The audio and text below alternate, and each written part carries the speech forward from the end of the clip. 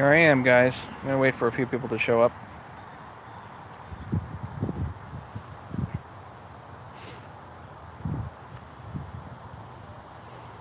Got a 372 Xtorq here. Just gonna wait for a couple of people to show up. Just rebuilt this. Got it all back together. Hey, who's here? Hey, Ken.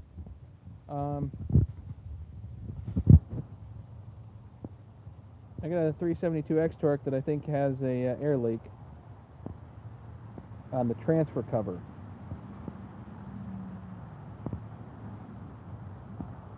I thought this.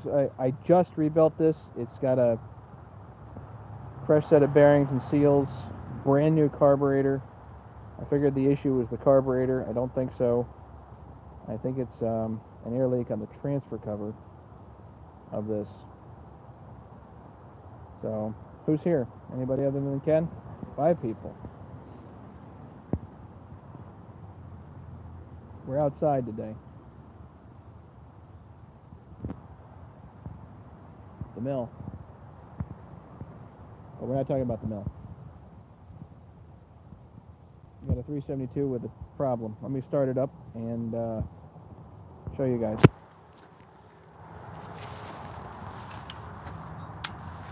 So I get started.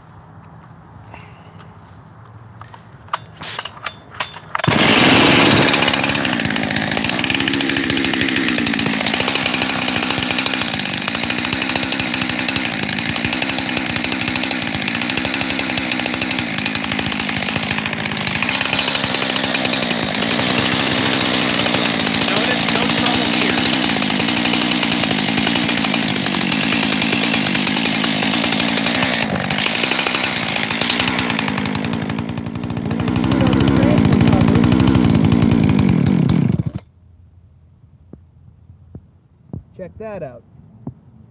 I shot it basically right on the transfer cover. It's not even around the base. I'll shoot some right around the base and it's fine. It's around the transfer cover that I'm having a leak. Try again.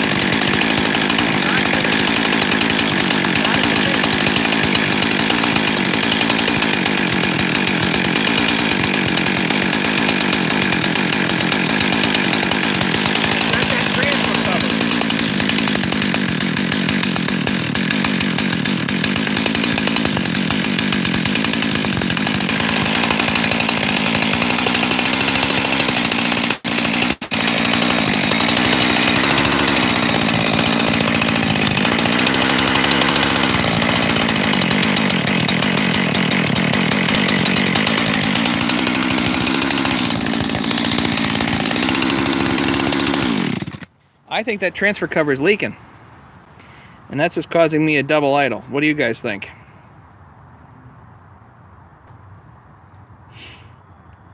They got to take the whole darn thing apart. Could be the transfer cover gasket. I think it's the cover. I don't think it's the base gasket.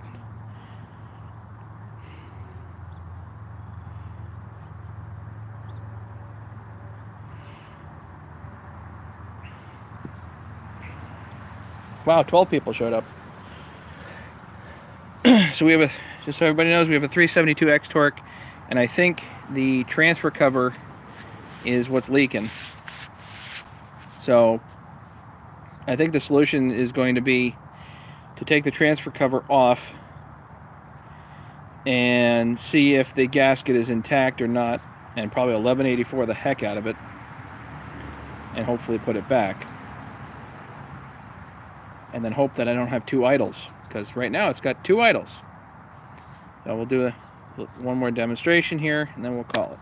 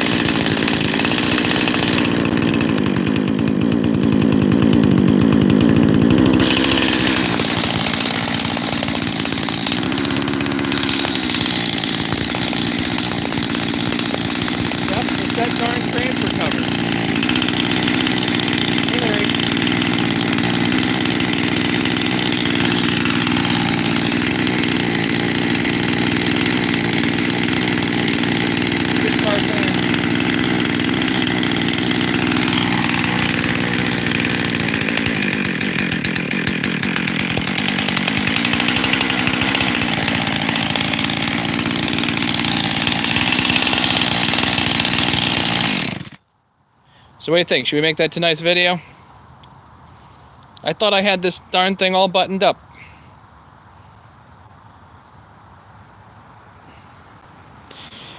Well, Ken, well, I hope I'm right in that it's the transfer cover. I don't know for sure, but I really hope I'm right and it's the transfer cover, because I've got two idles here. The thing it doesn't want to settle in. It sounds like it's starving for fuel. You know, it revs great. It goes right up to full RPM, no problem. Good power. But if you run it like that, I think it's going to be trouble. I sprayed all around the intake boot, Larry. You can spray all around the intake boot. No leak. There's maybe a tiny leak at the throttle shaft on the PTO side, but it's a brand new carburetor. New metal intake clamp. On the 372, there's always a metal intake clamp. This is a 372 Xtorq, so the boot does not look like it's in good shape, admittedly. I sprayed the decompression valve and it doesn't seem to affect anything. I really think it's the transfer cover.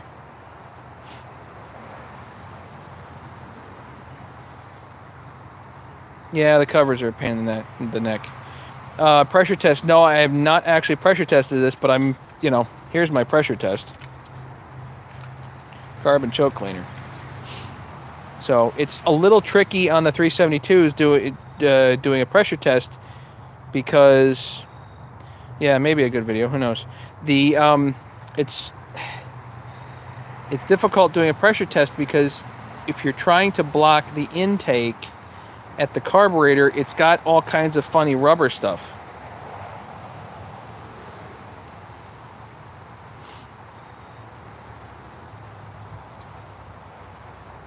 So I put a new carburetor on here thinking that would solve the double idle thing, but on this one, no, I don't. Put the new carburetor on and it runs, but it basically has the same issue. So now we have to look elsewhere, and I started spraying all around the base. The base gasket's good. I put 1184 on the base gasket, and it seems to be fine. So let me start it up one more time for you guys so you can see.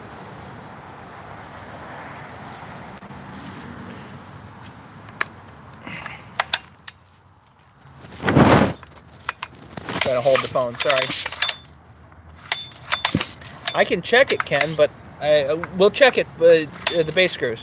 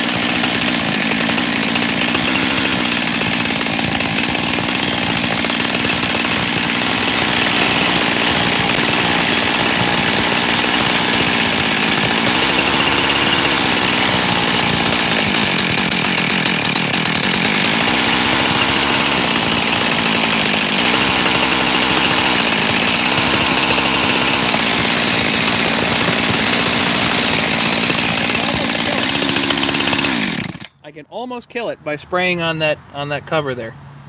I think it's the cover. I do. So it really seems to be the only place that's holding me back. So I guess later tonight we'll take this apart.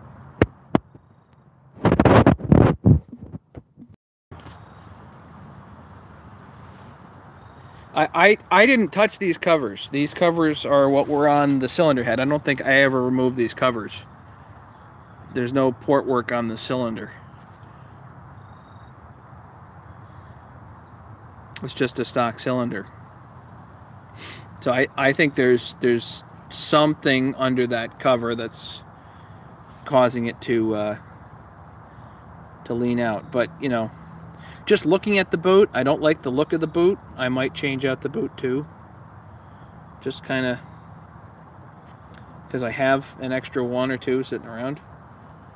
But I want to get this running really good, you know. Check those covers for cracks if good. 1184 of them. Yeah, I would definitely tons of 1184 on here and see how that goes. But I just hate that I have to pull this apart again.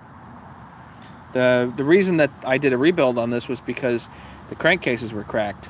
So this was actually a OEM set of crankcases that I put an Xtorq motor on. Had to clearance the cases for the Xtorq, and it works perfectly. Yeah, it's hard to block the intake, Ken. That's the thing. On the Xtorqs, it's hard to do.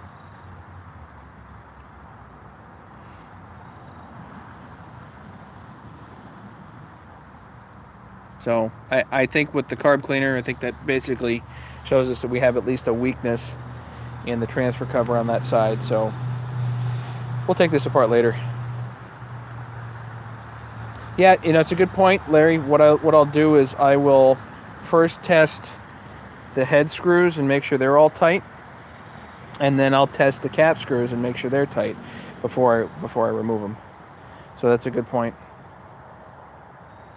So I'm gonna let this cool down, and I'll try to come on later, and maybe we'll do this live. How's that?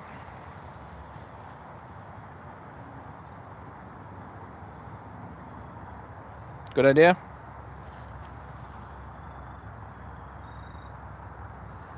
Yeah, my first instinct is that darn transfer cover, so we'll go with that. Okay, thanks guys. We'll see you later.